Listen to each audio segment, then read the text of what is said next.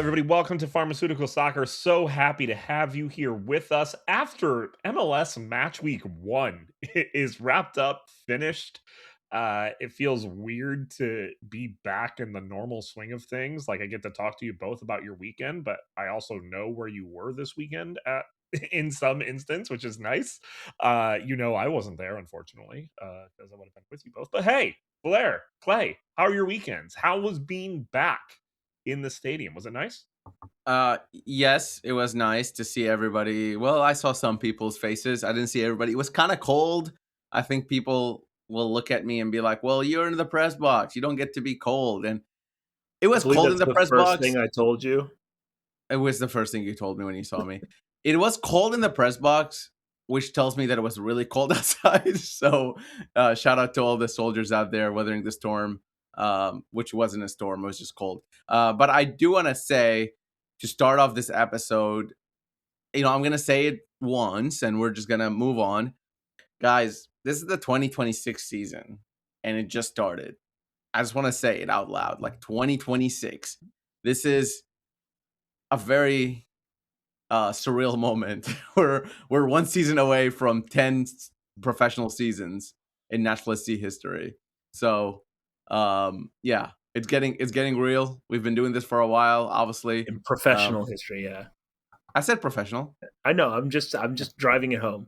I know you said this is the last time that we're going to bring it up. I'm going to bring it up again next week. That this is the 2026 no, season. It's a little surreal. So I think we need to say it so it becomes less of a thing. Maybe that's just me dealing with being in my 30s because it's new to me. So, but it just feels like we've been doing this for a while, and it's good. It's a good thing, and I'm just happy that we have this platform. I'm happy that people are still listening, and more people are joining in. So if this is your first episode or one of your first episodes, we're very happy for you to be here. And obviously, 615 Soccer is growing. Pharmaceutical Soccer is growing, and soccer in Nashville in general is growing. And I'm just happy to be part of it.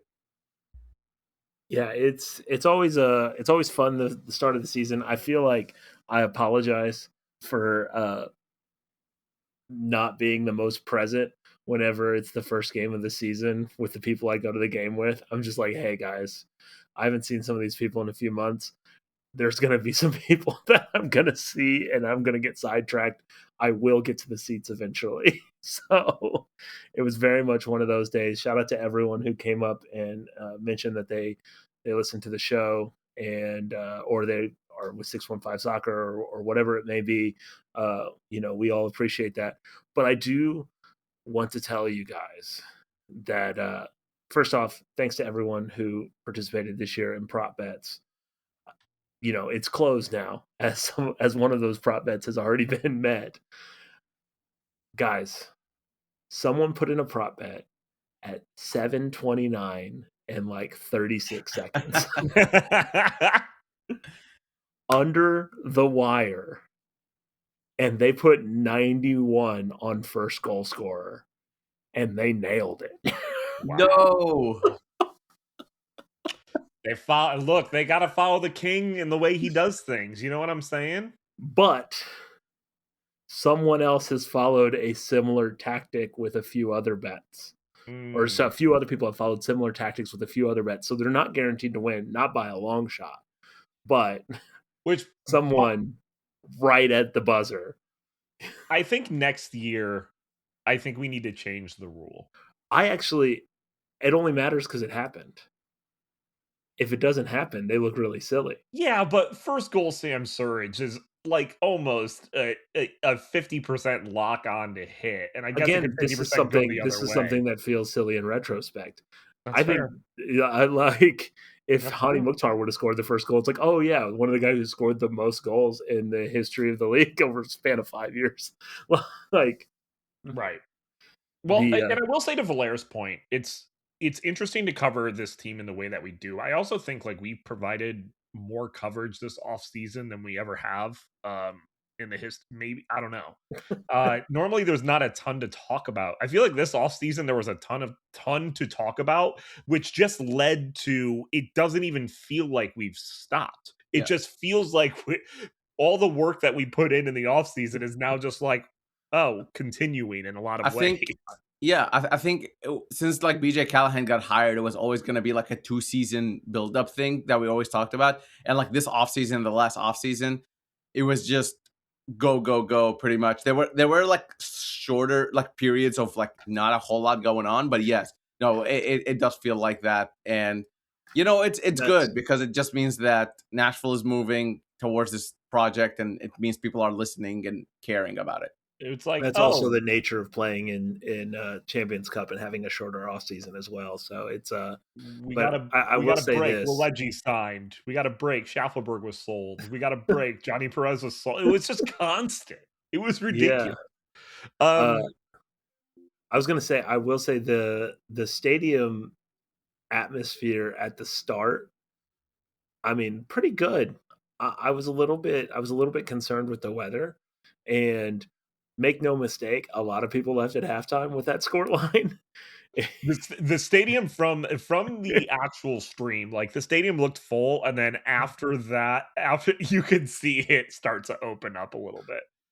uh, yeah, it was quite empty from my perch in 206 the last 15 minutes of the game. But it's also like the evolution of the Nashville soccer fan because 2 or 3 years ago, it just would have been empty probably the entire match. Like, it would not have been the same type of situation. Now people are like, "Hey, oh, we're actually good now. Now I'm gonna leave at halftime," I type of I do think situation. I do think there is something to being good and winning the US Open Cup last season that brought in more people this season. I 100% believe that. And I There's think definitely a season ticket spike too. yeah, yeah. And it was clear like to me that this is a bigger deal than usual. I mean, opening season openers are usually a big deal just because everybody's excited, everybody wants to see the new signings, everybody wants to see what comes up. But this was a bigger because I think Nashville did feel like a major team in this city. Like I was getting texts and messages from people that were interested in Nashville simply because they had either heard of Christian Espinoza or they knew Nashville won the Open Cup or they know BJ Callahan's kind of building this thing. So like I was hearing from people who are excited and these people are some of them are Nashville fans, like Nashville soccer fans, but they're not season ticket holders, right? There's like levels to the fandom. Or maybe they were season ticket holders year one, year two, and switched it up afterwards. So I think winning in the way that Nashville are winning, like 3-0 at halftime, that does something to the tickets being sold. That does something to butts being in seats. Yeah, it seemed like a little bit of a renaissance in a lot of ways just over the past couple I'll even say just from, the thing that I am actually knowledgeable about the supporters side. I have seen like the supporters, I mean, from a social media and social collective, they've been killing it so far, like this off season and this season. And in the stadium, they were terrific. Obviously, switching up where the march was going was a terrific idea for them.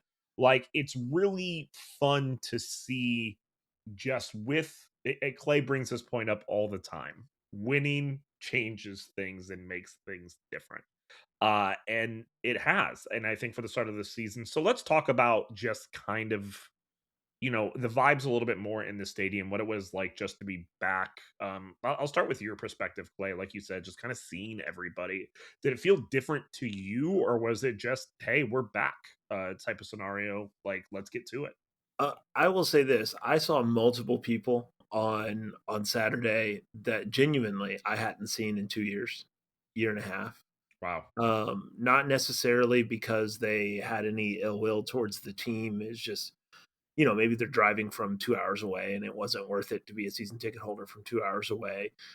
When it was times were a little bit more lean, and to each their own on that front. But like, I do think there's a little bit more of an excitement around that. I do also think like there's some for the general Nashville sports fan that Valera was talking about. People are pretty tired of the Titans, and like But they're rebranding. What are you talking yeah, about? yeah. But I mean, like that's definitely playing into it because I talked to some guys like, well, Titans aren't any good. Maybe this can make things a little bit better for me. But I Nashville do sports, think please continue to suck so Nashville SC can well, thrive. and I do think that there is an element of, and there was somebody in line. I'm spacing on names, but there was somebody in line in front of me, and this is the aspect of things that I think we all know about, but kind of forget about because it applies to all three of us. Is that Nashville is a place that everyone moves to. Nashville natives are unicorns, and so like I talked to several people that were fairly new to Nashville, and there was a couple in front of me in line that just moved here last year. This is the team that they can hop in on, from not from the ground level, but maybe they didn't have a team back home or they couldn't buy into a team back home. So it was easy to be a season ticket holder, and the barriers to entry were quite low. And so I do think like all of these things that we always heard about for why this is like a potentially very big thing for the city are on full display. Not to mention the fact that like it's I think the only place that you can go to a sporting event in Nashville and see Nashville represented fully. Yeah. As someone who lives in Antioch, you know, there aren't very many Titans signs or Titans flags where I live in Antioch, but I see Nashville SC jerseys on match days in my neighborhood. So like that is another aspect of it too. And so just seeing all that and being reminded, oh yeah, this is like this is another season. This is where we are. It's good to see. It's good to see. It's always great to see a lot of the old crowd there. The people that have been around for a lot. But it's even more fun when you see so many people you don't recognize. And we didn't talk about this a few weeks ago. I know I'm diatribing or I'm ranting or whatever, but we didn't talk about this a few weeks ago. But I think it's worth mentioning. So La Brigada had a leadership change, right? And that means basically every supporter group has now had a very large leadership change in the last few years. Stephen, you Mhm. left, we left. La Brigada, they were like the last holdouts. Right. And so like everyone's had a leadership change. So we're seeing new blood across the Yep. whole supporter section. And I think that's also a fun thing to be around because then you start to hear new things like doing schwacky to this to the tune of the Cranberry Zombie, which is something I would have never thought of. Like that's a fun thing that I don't know that we would have come up with in our Well, I days. mean, So we did, except we just did it for Dave Romney. But yes. yeah, well, but either way, you could hear it in the stadium. Valer, from your perspective, just kind of being back covering the team, just from a press angle, it's something where even with 615 having a little bit more of a name, aspect coming into this season than we did last year. Has anything changed just from your end when it comes to just walking into the stadium on match days? Were you able to see anything different from your side? I think people are just excited, honestly. I think people have believe in this team that hasn't been there since maybe the 2020 season. I think people really started believing in 2020 once there was that like playoff run, but obviously it was COVID and things were kind of I don't know. So maybe the beginning of 2021 season, there was a lot of belief in this team, and then CJ Sapong and Hani Mukhtar kind of hit the stride. I'm starting to see that again here in 2026, and the belief is more it's less on one player and more on BJ Callahan and the team as a whole, which is healthier, right? So I think I think when you look at that, there's a lot more belief and there's more excitement that comes from this belief. And then when you look at the national media and how they are portraying Nashville now, I think you can't help but be excited that Nashville is kind of being mentioned upon this like upper echelon of MLS teams as they are constantly projected to be top three in the East, if not in the entire league. So overall, yeah, I think there's a lot of excitement, and we're seeing that even in the numbers for 615 Soccer, thanks to also all the subscribers, obviously. But I don't remember a day where we haven't picked up one or two new subscribers at least since the offseason started. So it's a really, really think something you can feel and see within the city. Yeah, I'm actually paying attention to MLS fantasy this year for at least the next 3 weeks. We'll see how long that actually lasts, but uh, I picked up a win. Thank you very much. My first week.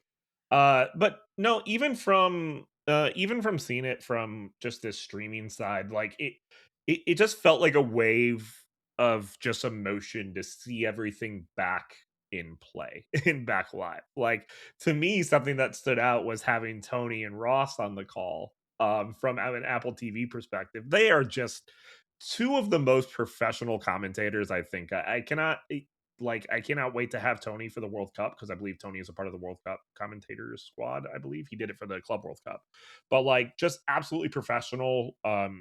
Actually learned how to pronounce Waleji's name correctly before getting into it, which is very nice. Yeah, it's fun. It's good to be back, and we came back in a beautiful way, I would say as well. Of course, we're going to talk more about the match in detail, but I don't think any of us were expecting the thrashing that was put upon New England at that time. I don't think three of us. I forgot our predictions specific. We didn't give our predictions. That's right, because we were busy and Valera had to go to a press conference. That's true, but That's up last. this is Did you not. not predict 3-1? I predicted 2-1. That was my prediction, Okay. but somebody might have predicted 3-1. Before we get into the match, though, we do have to talk about the contract extensions that was just added to this beautiful rundown. That shout out to whoever added them. Sam Surridge was extended, and so was BJ Callahan, obviously. And I will Wait, add BJ Jason. was extended? Yes. Yeah. And I will add And we Jason talked about Sarah Palacios. last week, to be fair. Can I say it or no? Okay. Just so we're clear. Jason Palacios and Eddie Taxeth as well had contract extensions. So if you want any other sort of I don't know, proof that people are that these players are believing in the mission, that these players are with Nashville SC, and this vision that BJ Callahan, and he says that it stems all the way from John Ingram, the owner, down. That's BJ's words, not mine. This is a really good sign, especially with somebody like Sam Surridge, who has been linked with other offers. We asked him after the match about his contract extension, and he said, my main thing is I want to be in a place where I'm loved and appreciated, and Nashville SC provides that for me. And I think that element might get missing when people are discussing 20-something-year-old dudes who are playing their best soccer here in MLS, and going to I don't know, Bristol City away on a February night might not be ideal for them, and their families. And maybe it makes sense for them to be the big superstar here in MLS instead. Yeah, and I think this was one thing that he's looking for security. He's moving every year prior to coming to Nashville, and this was a place where he could establish himself.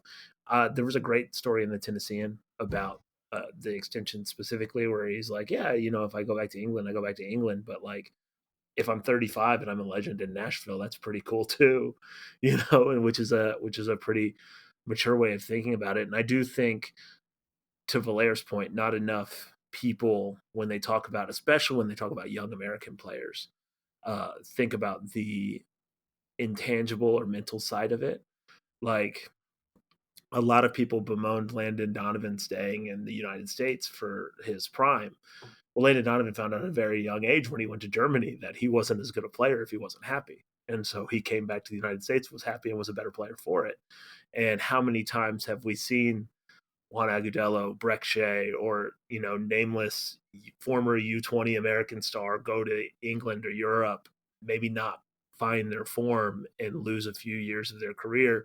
This is a little bit different situation with Sam Surridge, but the underlying thing is the same. He found a place where he's comfortable, where he's playing the best that he's ever played in his career, and nobody really wants him to leave, and he doesn't seem particularly keen to leave. So it seems kind of silly to just imagine transferring him for any other reason other than that. And I think that that's worth keeping in mind. As Nashville starts to develop some of these young guys too, there might be situations where it makes sense to stay in Nashville instead of moving on. And part of that reason he got it, and he's still scoring goals. And we're going to talk more about those goals next here on Pharmaceutical Soccer. And we are back right here on Pharmaceutical Soccer, of course, at Pharma Soccer on Twitter, Facebook, and Instagram. We are in, as we talked about, the 2026 season, as Valer mentioned for the last time in the first segment. But you still have all the time in the world to be a part of 615 Soccer. Would love for you to be a part of what's going on. The beginning of the season always has new faces, new people joining in. Come be a part of what we got going. Spell 615soccer.com. You could spell it out in your browser and see what we got cooking there. You can get a video version of this podcast on there, being a part of it, as well as just being a part of our Discord community and so many other things. Please, please, please check out 615 Soccer. Also, pharmasoccer.com for all of your merchandise needs for the beginning of the season. Make sure you pick some stuff up. Would love to have you be a part of what we got going on from a merch perspective and seeing it in the stands. So, what we want to I think we talk about New England first. I think it's going to be better to talk about the New England match first. Of course, Nashville getting a 4-1 win during the opener. We saw goals from Samuel Surridge. We saw goals from Hani Mukhtar and Warren Madrigal, as well as a not a garbage time goal. A goal from Campana from New England, getting a 4-1 victory. Let's start off I think we have to just start off from the start as a general, right, Clay? Yeah. Because it was electric just from just starting off. It's one of those things where Nashville, they tend to really want to put teams under pressure early and try and get a goal early and put teams under pressure, maybe force teams to make mistakes after getting down a goal and maybe bury them. That's what they're trying to do. Nashville is now such a good team, especially in the attack, that if you give them an inch, they might take a foot. And I do think one of the things that this Nashville team has been missing, which was apparent at times last year, is when they would play a team that was clearly overmatched, they would play with their food a little bit and it would come back and haunt them. And this was a game that Nashville was clearly a better team than New England. And at no point in that match did I think Nashville was not going to win it. Right. And there have been matches like that, significantly more matches like that in the last year or so than there had been at any point in an SC history. Now, there had been disappointing performances, don't get me wrong, from this Nashville team last year, but there were a lot of games where it was like they rolled the ball out, and within about 5 to 10 minutes, you're like, all right. Like, I kind of know how this thing's gonna play out. And none of those goals, for the most part, were anything that you would sit at home and go like, this is unbelievable. Like, the best probably strike was the Kasim save that just missed out. But like, it's the type of relentless, like, just forcing turnovers, forcing pressure, make everything difficult for New England. And New England, to be fair, not at full strength. A lot of new things going on. But Nashville, if you're a team that wants to compete at the top of the league, you're facing a team in that situation, you have to make them feel every single downside that they have. They're on the road. You have to feel that they're on the road. They don't have their best squad out. You have to make them feel like they don't have their best squad out. And Nashville really put their foot on their throat in the first 20 minutes of that game. And they left no doubt. And when you look at what BJ always says about playing at home, is that they want to be on that front foot playing at home. They want to show the fans that they are exciting and who they are and their identity. BJ mentions that almost every single press conference, whether asked or not. He cares about showing the fans that the Nashville identity is one where Nashville are the aggressor and they're not sitting back and they're not just going to take whatever New England throws at them. At times, obviously, I think I tweeted this out, but like, it's impossible to keep that up for 90 minutes. That's just not how soccer works. That's not how sports work. Momentum shifts. Momentum goes back and forth, ebbs and flows. But even when New England had the ball, until their goal that they scored, they had one chance that was skied by Campana, and that's it. That was it. There was one mistake from Jason Palacios. He got megged by Carlos Hill. There's no shame in that. Carlos Hill has probably megged every soccer player he's played against. But and it kind of came up to Campana, who's kited. Other than that chance, Nashville SC could have added 4, 5, 6 just in the first half. And what was the most promising out of that, it's kind of what Clay was saying, is that these goals were not spectacular individual efforts. It was actually team efforts that build-up play caused that. It was open play goals. Nashville did look dangerous from set pieces as well, but I think that had to do more with New England having no idea how to defend those. But it was open play goals. It was based on this pressure that kept Nashville coming back and knocking on the door, that eventually they slammed the door open and just went and scored 3 in the first half. So it's a good sign to what BJ is building. It's a good sign to the players being bought into the plan as well. Well, we've been through this before as well. I mean, I think we've all been we've been sitting in the seat again talking about this team for way too long of a time, where we've done season openers where we're like, "Oh, hey, this is just the first game of the season. We should have beat this team, but the fact that it's a draw, there are some promising key points." We've been here multiple times have said that. This is one of the first times where I've been able to be like, "Dang, I thought we were going to start off slow a little bit just based on the preseason, and we came out kicking like crazy." Yeah.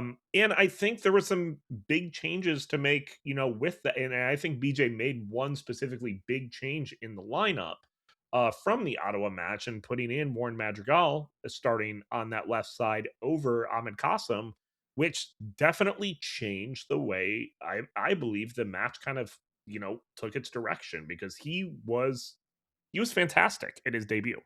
Yeah, and I don't want to take any credit away from Madrigal. Like, he was incredible, like Steven said, but I do think there was an element of that, of New England being just very surprised of like, who is this guy and why is he playing on the wing? Like, what's going on?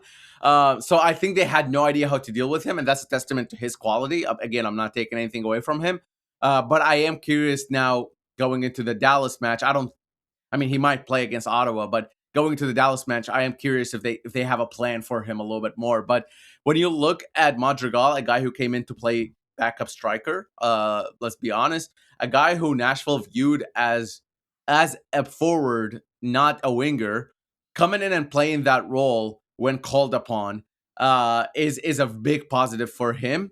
And then not only doing well, being involved in all 4 goals Nashville scored. All 4 of them, he had an involvement of some sort within. And that is actually really, really positive for a young guy who's coming in fighting for minutes. Yes, it's not at his preferred position probably, but I don't think he cares one bit that he wasn't at his preferred position. He didn't look Because the like way he he was cared. playing wing, and the way he was playing wing is completely different than how Klassen plays it. It's completely different than how Muyl would play it over there. He was tucking into the middle often. He was going to the right side fairly There was often. one and that's I was going to bring that up. There was one moment where I'm like, wait, he's a left winger. Why is he playing right back at the current moment? What is happening? So I just think it was just a complete performance from somebody who is new to the team. And even Sam Surridge mentioned, like, they haven't played together that often because he's been part of a different group playing the Sam Surridge position. So him being able to come in on a fly and perform like this is a really, really good sign. So this is related to that, and I'm not going to paper over it, but to move on to that, like, we've talked about positional fluidity so much, especially as it relates to that attacking group, where, Madrigal might be a striker, one game might be a winger. We talked about it with Kassem before. We talked about it with Sam Surridge, because Sam Surridge would drift out wide at times in the past. I do think that we saw a lot of positional fluidity in the New England match specifically. There at one point, Jason Palacios was 3 yards from goal in open play, to the point where Sam Surridge had to do a pretty hard foul that I was kind of surprised wasn't a yellow, to break up a play to just kind of get the shape back, and it was something that I found really interesting. I also like we're going to talk about Waledzi in a minute, but I do think it, a lot of that moving around, and some of this is brought up upon by New England, and it's worth mentioning. Like New England did not play well, and that allowed a lot of this to happen. I think we saw a lot from center midfield that we hadn't seen necessarily in that match. Obviously, Taxeth doesn't get credit for an assist on the ball that he plays up for Surridge because the shot's saved and then Surridge knocks in the rebound. But that's as good a ball as Taxeth has played.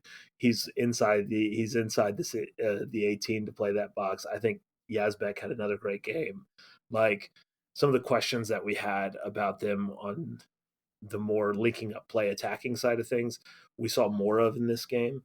And I was really, really excited about that because we hadn't really seen a lot of it. We'd seen it at times, but it'd been patchy because I mean, I've talked about that plenty of times on here. And so there was just a lot of things to like, but the positional fluidity, like a lot of guys moving around, that's something that really stuck out. I mean, that run from Waledzi, I think that was in the second half, was out of this world. Yeah, he turned his man and just kind of went on an adventure. You know that that meme from I think it's like Lord of the Rings when like a center back goes up. You know what I'm talking about? I don't know about Lord of the Rings. It would be The That's Steven. Hobbit either way, but thank That's you. the Steven domain. My bad. But I will say on the center mids thing, Yazbek was also robbed of an assist on the other end because he plays a beautiful ball to after a run, really similar to the Taxeth run on the left side. He goes into the right side, plays a ball to Sam Surridge, who tries this crazy back heel, which honestly, I was really hoping way to to go end a through. hat trick. It would have been a perfect way to end a hat trick. That would have been really nice, like kind of a dunk. But Matt Turner was great all night. I mean, poor guy was just getting hammered. It is ridiculous that people are coming out of this like, gosh, Matt Turner had a rough day. Like US shouldn't look at him. No, they should look at him more. The fact that it was only 3 goals. Yeah, 4. But yes, yes, you got. And then Madrigal finishes that chance. So Yazbek also was involved in a goal, just like Taxeth, which something Nashville fairly lacked last season. I do want to go back to Sam Surridge because obviously he was on a hat trick and could have well gotten a hat trick if it wasn't for Matt Turner. I think I asked BJ this because and I'm going to include both Sam Surridge and Hani Mukhtar at this point. I asked BJ this, like, are we just used to them doing this? Because they scored 3 goals between them, and Hani Mukhtar was like dictating the play and attack.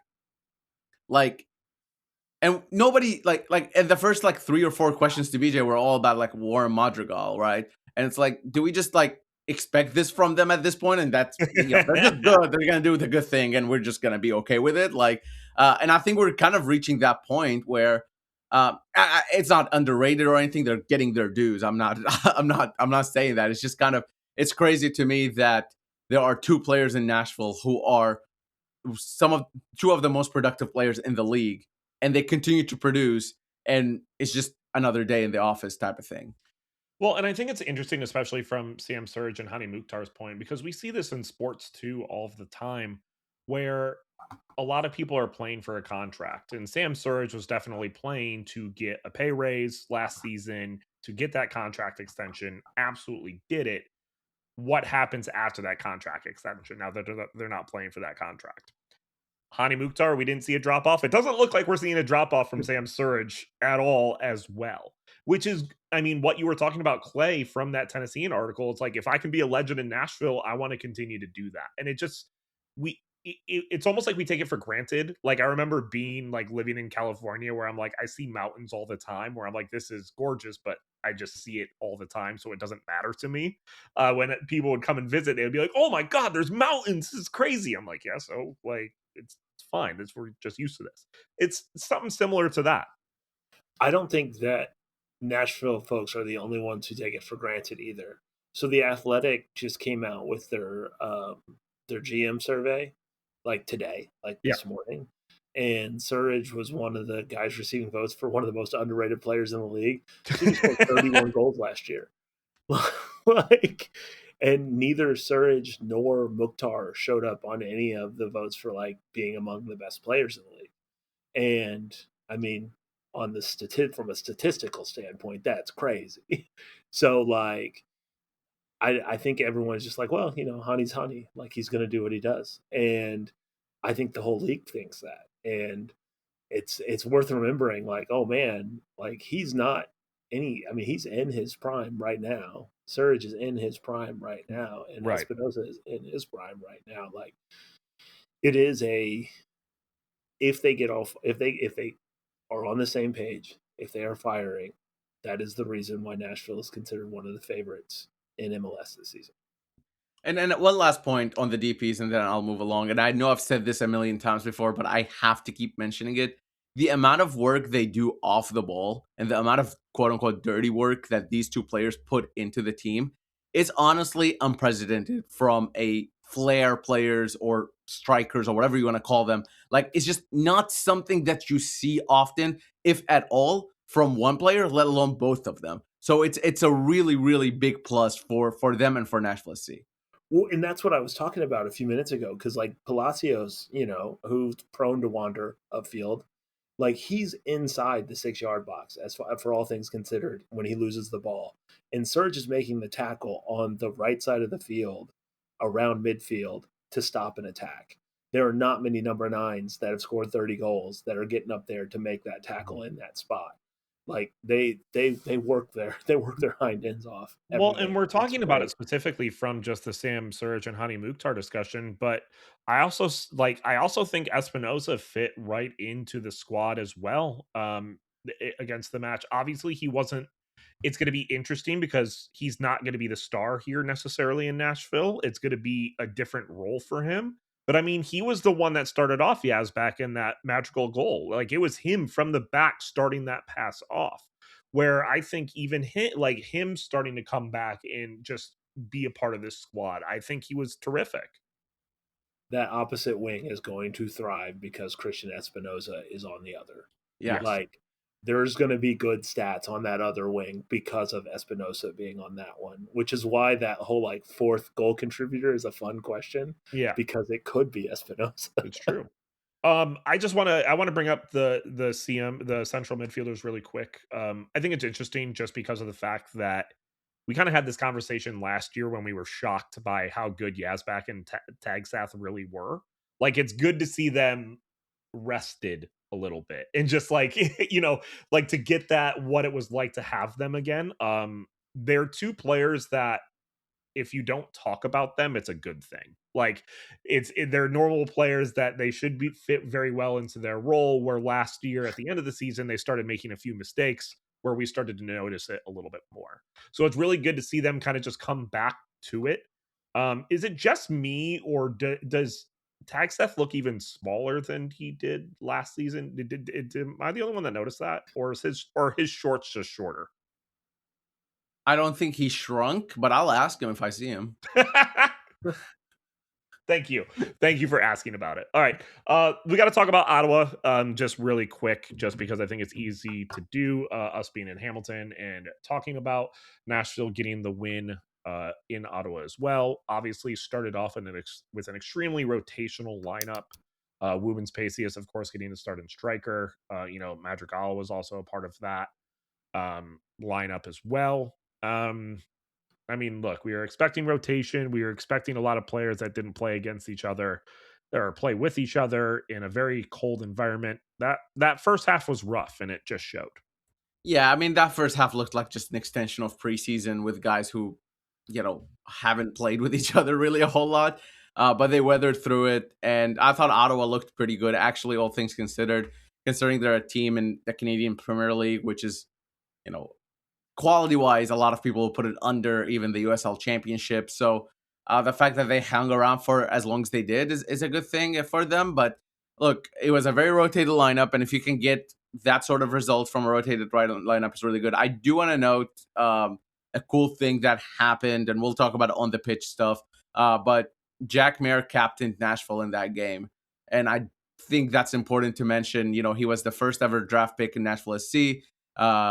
They picked him first overall, ended up going on a small loan, came back, to Nashville and kind of started playing a very important role with Nashville. And he continues to do that. He's a veteran of this league now. Second what? He was Nashville's first pick, but he was second overall. Second overall, right? Hey, because Daryl DK was first, right?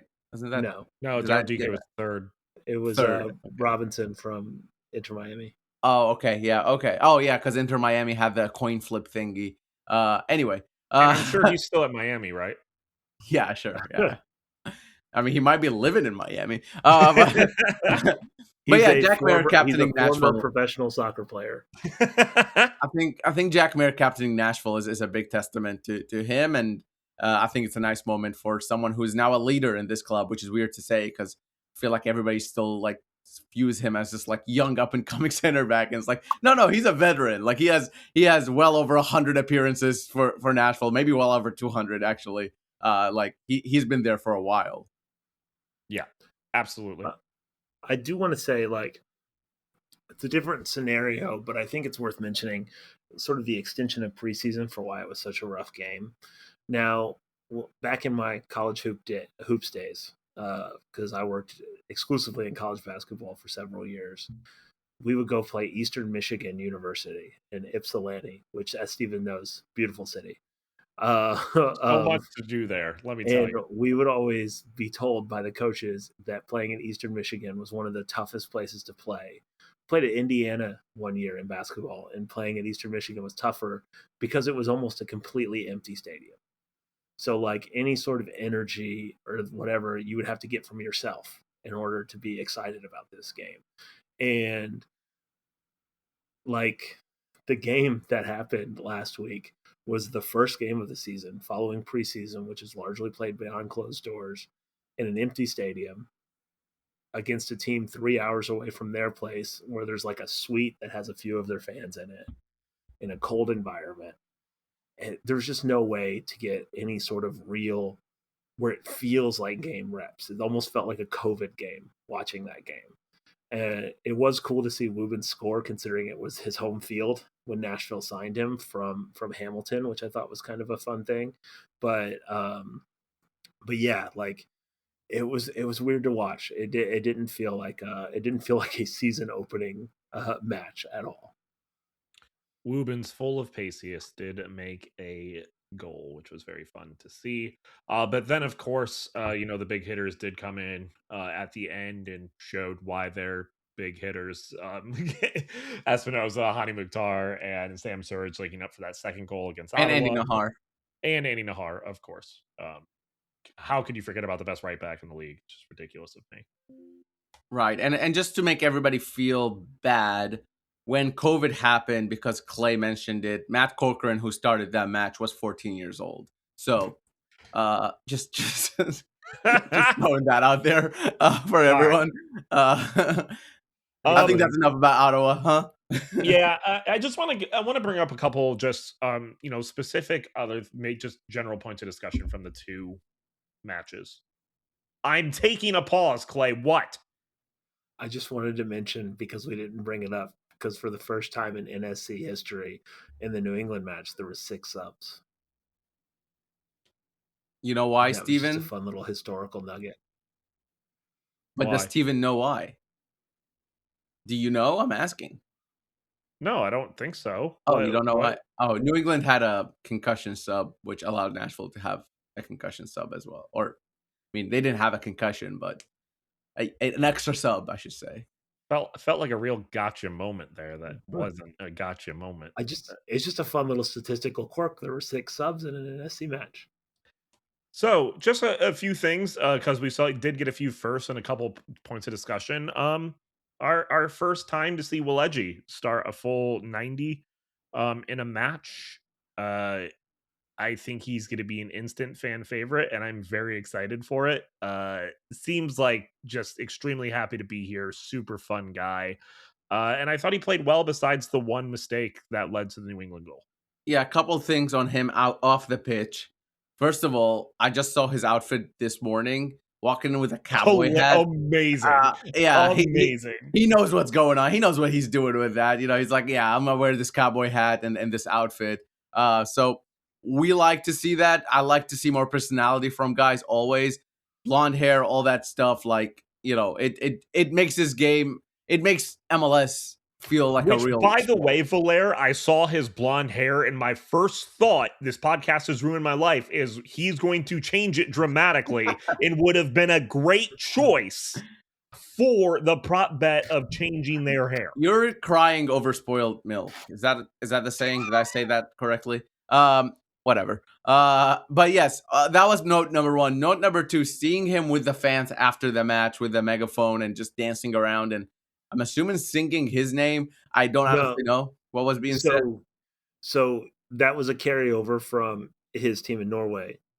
And I Right. think he even did it before then, like with the megaphone. Like that's something he's done at But multiple clubs. what is being said is my I question. was getting to it, Oh, Valer.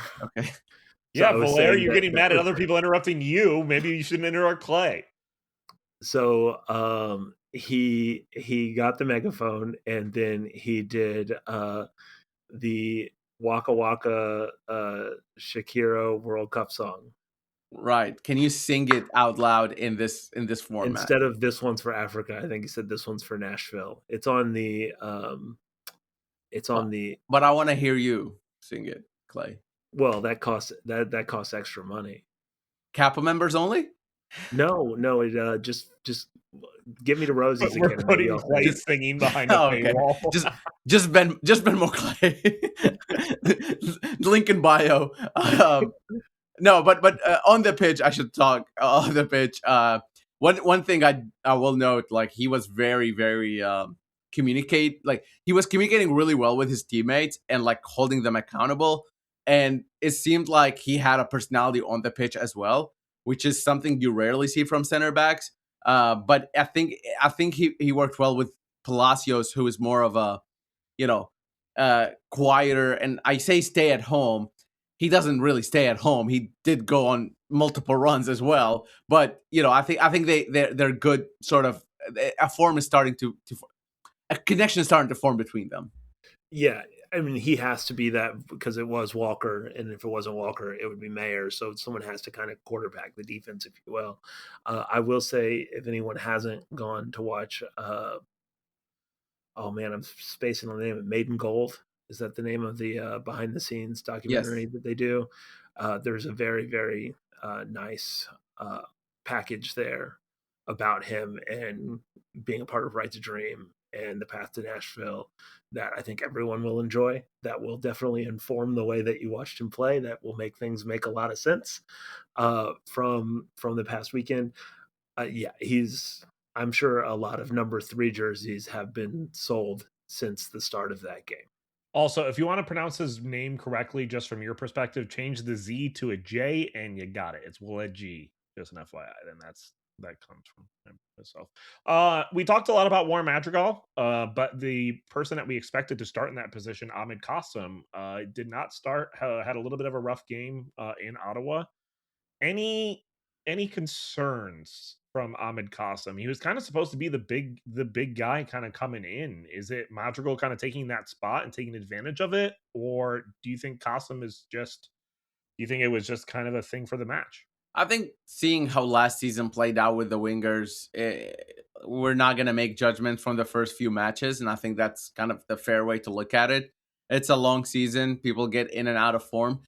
I think Qasim is fairly disappointed in himself for not getting that start. I think he will be, he will be working really hard to earn the start in an MLS match again, and I think he will get that opportunity in the next 2-3 weeks. Whether or not he takes that opportunity is up to him. I think he's a guy who is going to feel more comfortable with the team now. I don't think it's quite panic button time for him or anything near it, but he will see this Madrigal move as something that as a trigger maybe for him to give his best. And it doesn't really change in terms of how many players he's fighting for that position with, because it was going to be Perez fighting with him in that position, and now it's Madrigal kind of replacing Perez. So in terms of numbers, he's still going to have an opportunity. It's not quite panic yet, like I said, but he's going to need to show something soon. So he and the team feels confident in his skills. I'm reluctant to look at anything in that Ottawa match because I think it's a preseason match, as far as what what we can take from it, yeah, it counts. But like as far as what we can glean from it, I think I view it as a preseason match. I think that Madrigal statistically had an unbelievable match that is worth celebrating, and he played a good game. I am reluctant to also overemphasize the fact that statistically he was the guy credited with 2 assists and a goal in a game where there could have been several goals scored. Uh, and some of those goals were a little bit kind of fortunate that he ended up with an assist off of, considering all the opportunities that happened. And that's not to take anything away from him. I'm just saying, that there's a little bit of noise there, in the way that you look at the box score from the match because of the way the match was played. I do think that Qasim showed some things when he came in, both good and bad. There was the opportunity that he had near the end, that I think would have made everyone feel really good about Qasim if it wasn't for an unbelievable save by Matt Turner. Uh, like the entire conversation would be different if it wasn't for a great save. And I think that that's worth keeping in mind when we talk about some of these players, is that individual moments can change the entire way that you look at a match. And he'll have his opportunity. I'm still incredibly high on him, and I think a lot of people around NSC are too. And I think we have thoroughly covered the first week. Look at us go. Thoroughly We didn't covered. talk about Schwaki. Okay, well, you decided to take 8 minutes on a diatribe and then 3 minutes on Qasim. So yes, I had to skip. It's the And opener. We can talk along. you're deciding to take more minutes now by talking about it. So how about Right. we end this segment really quickly? How do you feel about Schwaki? Good, bad? I think it's a good start. We'll see. I'm not still fully convinced, but BJ seems convinced, and maybe we'll go with his word over mine on this one. Clay. I do want to draw one attention to something that I saw in the match about Schwaki, which is the reason why I brought it up. Because for all of the talk that we talked about build up from the back, he played a ball over the top that Joe Willis would never try to play late in the match. And like, if that is part of the game, like if that is part of his game on trying to unlock, that does change a lot of things that Nashville can do. And I just think it's worth highlighting that there are multiple ways to break down a team. And if Schwaki is capable of playing that ball that he tried to play, then that's a very exciting thing. And just like Schwaki can break down a backline, we have more MLS that we need to break down, as well as 2 matches coming up this week that we need to talk about. We're going to talk about those next, right here on Pharmaceutical Soccer. And we are back right here on Pharmaceutical Soccer, last segment of the show. Of course, at PharmaSoccer on Twitter, Facebook, and Instagram. 615soccer.com as well. Check it out. Be a part of that, as well as pharmasoccer.com for all of your merch. Guys, did you guys know that the 2026 MLS season started on Saturday? It's kind of crazy. It's like Not only for Nashville, other teams as well. I think every single MLS team. Actually. Really? Yeah, every single one. Interesting. A lot of action in MLS. It's interesting though, Valera, because from just promos themselves, there was none. Thank you, Apple, for having no previews about the upcoming season. Thank you very much for that. B, it seems like every single promo was in result of one match, which was LAFC via Miami. And nothing happened in that match worth noting at all. No, nothing at all. No. Well, I would like to say that there was an article on 615soccer.com previewing the MLS season. There was also an article previewing the Nashville SC season. Also, with my other work with the folks at Kickback Soccer Media and SoccerWise, we did have a good amount of preview content. So if you follow the right channels, you wouldn't be reliable on Apple to provide you that content that you so need, Steven. Also, which, by the way, we do need to bring up something egregious that happened not on this show, but in that MLS preview piece, because we might need to have conversations with them. Our video producer, Joel, decided that Kansas City is going to finish in 8th place in the West in a playoff position. What? They only lost 3-0 in their opening match at San Jose. That's a big positive. Steven, of all the people to draw attention to this, I don't know that you're the one. Okay, just because I predicted Vancouver to be last season does not mean anything, okay? Okay, it does mean something. But any results that stood out to you over the MLS just kind of calendar? I mean, the main result is obviously, well, of course, LAFC beat Inter Miami 3-0, but the main result is that they are now parsing what counts as being the referee's locker room and what counts as being the referee's hallway for Lionel Messi and Matt Miazga, for as why Messi's not getting suspended for doing the exact same thing Matt Miazga did. Wait, so it's not even they're not even reviewing it. They're just not suspending him at No, all. he's gotten cleared. He's gotten cleared. This league is just stupid. I will answer that question about the game stuff. LAFC looked really good, obviously, in that match, but I do want to say San Diego doesn't seem to be slowing down at all. They started their season in CONCACAF Champions Cup 2 weeks before everybody else, and had to play a Mexican giant in Pumas. Beat Pumas 2 weeks before everybody else started their season, by the way, which means their preseason started 2 weeks before everybody, which was right around Christmas time. So like that's pretty crazy for me looking at it. And then they start off their season. Granted, this is Montreal, which could be a historically terrible team this season, but they beat them 5-0 at home as well, which is a pretty great result. Couple other big matches as well. Starting off the season with a Charlotte St. Louis 1-1 draw. Probably not what MLS wanted to start the season with. Just seemed like an odd thing to pick. But yeah, overall, there were a couple of interesting results. Like the West, just shout out to Jeff, by the way, from 615 Soccer as well, who noted this to me yesterday. But the West just like wiped the floor with the East every time those two played each other in the first week, which is really surprising considering how good the East was last season. But it's the first game. We'll see what happens. I am very, very, very excited about the project that the New York Red Bulls have going on. That was one I was going to bring up. Is Red Bulls, yeah. The Red Bulls, when they were at their best over the past years, have been like, all right, we're going to throw a bunch of teenagers out at you, and you're not going to know what to do with it, and they might not win something, but they're going to be pretty competitive, and that's what they did. They had some pretty young guys out there, and they've got Michael Bradley, who may or may not know a thing or two about managing players, especially young players, as someone who came up, through MLS at the age that he did too. So I'm really excited to see what he did. He did well, of course, with their Red Bull 2 team prior, so he knows these players. Perhaps more than a lot of people do when they move into that role. So I'm the Red Bulls 2 project, or the Red Bulls project, interests me quite a bit. I'm excited to see what they did this year. Shout out! I got to give a shout out to Ty Baribo for scoring against Philadelphia, having DC United win and celebrating while scoring the goal. Just fantastic. The funny thing is he scored and was ruled offside before, and he also celebrated that one. So like he celebrated twice against his former team, who were supposed to be like significantly better than his current team, and obviously that didn't pan out for them.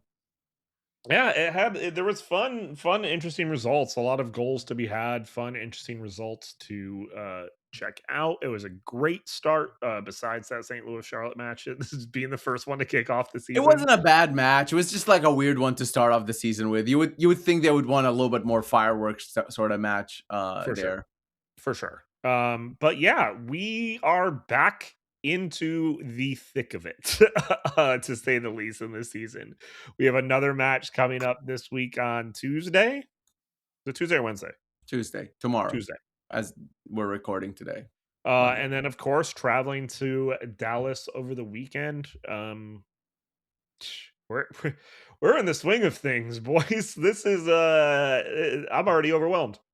Yeah, so Ottawa will be coming into town. They're already here by the time you listen to this. Actually, they're already here as we're recording this. They'll be practicing at Geodis Park. And obviously the game will be on Tuesday night at 7 p.m. They have nothing to lose. Literally nothing to lose. They're going to go all out on this. I think it was clear that they have a little bit more quality than like the Mocha side we saw a couple of years ago in Champions Cup. I think it was pretty clear that they also don't have the weather or the facilities as interesting as the Mocha side we saw a couple of years in the Champions Cup. But they're going to come in expecting to at least get a goal or fight for their spot in the Champions Cup. And Nashville is going to come in with what we what we are predicting to be a fairly rotated side. I think it'll be much closer to the first Ottawa match than the New England match, obviously. And I think that comes in with its own sort of risks, but also comes in with its own excitement because these are players that you just wouldn't see throughout the season. So I'm curious to see, but it's a good opportunity, like for Ruben Pacius, for example, who scored his first Nashville goal. Ahmed Qasim is the guy we keep talking about. Look, if you go and ball out against Ottawa here, your cameo against Dallas is going to come in a lot quicker than the last 10, 15 minutes of the match. So I think that's going to be something a lot of these guys are looking into. And then it's going to be more reps for this team. And at the end of the day, they're going to need to get the win and get a result to move to advance and play Miami again. And then Yup. Thank you, Clay. And then we have Dallas over the weekend. A team that we are familiar with in a lot of ways in the beginning of the season. They got a 3-2 win over Toronto to start the season, scoring 3 goals over Walker Zimmerman, who did not look terrific. I will say that against Dallas. But Peter Musa, obviously a great striker for them, getting a brace. Did you know that they still have Shaq Moore on the team? It's crazy. Yeah, he's like one of the key pieces to this rebuild they're doing. He's Yeah. a Dallas guy. But also Logan Farrington scored. And, he's a good young guy who's he was backing up Musa, but now he's working with Musa. So somebody to keep an eye on. Clay, I'll let you Yeah. talk about Dallas. Well, I mean, it's just Dallas is also one of those teams, like I was talking about with New York, is every couple of years you're going to see names that you've never seen before, and you're going to be like, "Hey, where did this guy come from?" And it's because they've done very well at cultivating the rich pool of talent that Dallas has been able to find. They have a long, long history of that. I do think that Dallas does present an interesting foil for Nashville, certainly more interesting than New England does. I think Dallas is, I mean, it's an away game, so it's already a little more challenging, but I do think that they're going to offer quite a bit more that Nashville will have to account for than New England will. I do think that this is a team that Nashville has to look at and say, hey, this has to be a result for Nashville. If Nashville's going to compete at the top of the league where they say they want to, where everyone is predicting them to, you look at this type of game and be like, all right, it's tough, but that's where you want to go in and get a win. Yeah, and ultimately Nashville struggled away from home last season a good bit, and every MLS team struggles away from home. It's not like a bad thing necessarily, but if, like Clay was saying, if Nashville is truly considered a title contender, they will need to get some of these points, even if it means not playing to their best ability, but able to get a point or 3 points away from home is a big part of that. So yeah, I think Nashville will go into it. We're saying this, but I think Nashville will go into it fully willing to be to win their game. And I do think that it is good for Nashville that it is an Ottawa midweek game. Yeah. Like, this is especially important considering that if Nashville's going to continue this run in Champions League, they will have to be rotating a squad. I don't think they'll have to rotate to play FC Dallas. I think they'll be able to keep most of their backups out of that Ottawa game and have a full strength squad against FC Dallas. And just so we're clear, Nashville had the 10th worst away record last season. So in the East. So they were even below average in that. Well, Valère, let's just start with you. Plug in prediction time of what for both matches. Can I keep making points about Nashville's record last season? No, I was waiting for Clay to bring something up. Wait, one more thing, and then you to come back with one more thing. Well, I mean, we're trying to inform the people. This is our job. Yeah, can you do it in 3 points and just together in 1 point? Okay. I think Nashville is gonna win 2-0 again against Ottawa, and I think the goals are gonna come from Ruben Pacius and Alex Muyl. And I think that will motivate people to go to Dallas. Nah, I can't predict a win. It's going to be a 1-1 draw in Dallas, and Hani Mukhtar is going to score the goal. And Nashville will come back home still undefeated. That's my prediction. If you go to 615soccer.com, you'll find everything you need and more about Nashville SC and some MLS stuff as well. I have some stuff cooking with Kickback Soccer Media as well, so check that out. And check out Kicking It 615, the nonprofit that helps kids who can't afford play soccer to play soccer free of charge here in Nashville, Tennessee. Again, that's Kicking It 615, ki615.org. Thank you. Clay. You can find me at Clay LaSoul on Instagram and Twitter. And you can check out Nashville Soccer Archive. We just got a big donation from Nashville Soccer Supporters Trust, which will add to our physical archive at Vanderbilt, which I'm very excited about. Now, as for this week, I think we're looking at a 3-1 win against Ottawa. I think that they're going to get a goal and be pretty excited about that. And I think Alex Muil, whether he gets credited for it or not, will be involved in all 3 goals for Nashville. And then in Dallas, I think it's going to be 2-0. I think it's going to be a cagey 1-0 game. Goal's going to come from Mukhtar. Goal's going to come from Hani, and then we'll keep with the narrative. We'll play the narrative. Qasim scores the one that seals it in like the 88th or something like that. At PH Steven HD on all my socials and Venmo as well. So I have that there. So if you Clay want LaSoul and Venmo as well. I'm gonna predict a 2-0 win for Nashville against Ottawa. I'm gonna throw Brian Acosta gets a goal. I don't know. It just sounds fun to me. I just thought you were going to say Dan Lovitz. And Woobs gets a goal as well for that one. And then we are going to go into Dallas. And I did predict Dallas in prop bets as our first loss. So obviously I need to do the opposite here because that makes sense. And go with a 2-1 win for Nashville. I think a goal from Hani Mukhtar. And then I'm going to say Palacios gets a set piece goal as well. And then Shaq Moore scores against us for Dallas as well. No one picked him in the prop bets, though. I know nobody did. Yeah. I actually didn't think about that one. Yeah. That's actually a good one. Let me see if anybody picked on the audience one. Yeah. Well, if you were while Clay does that, if you were gonna Venmo anybody any money, go ahead and sign up for 615 Soccer. And if you have some money left over, go to Kicking It 615 and donate it, and don't give it to these knuckleheads because. And then if you have money left over from that, what's that? Then if you have money left over from that because you're just loaded, then send it to me and Clay. Just don't send money to Clay. Nobody picked Shaq Moore. Oh no, one person did pick Shaq Moore. Oh, I'm ready. I'm ready for this prophecy to come true. I am too. Thank you so much for listening to the show. We truly do appreciate it. We're so glad to get back into MLS and just Match Week Soccer. It's of course we'll be back next week to talk about those 2 matches. And if anything else pops up, thank you so much for listening to the show. We appreciate it. Have a great rest of your week.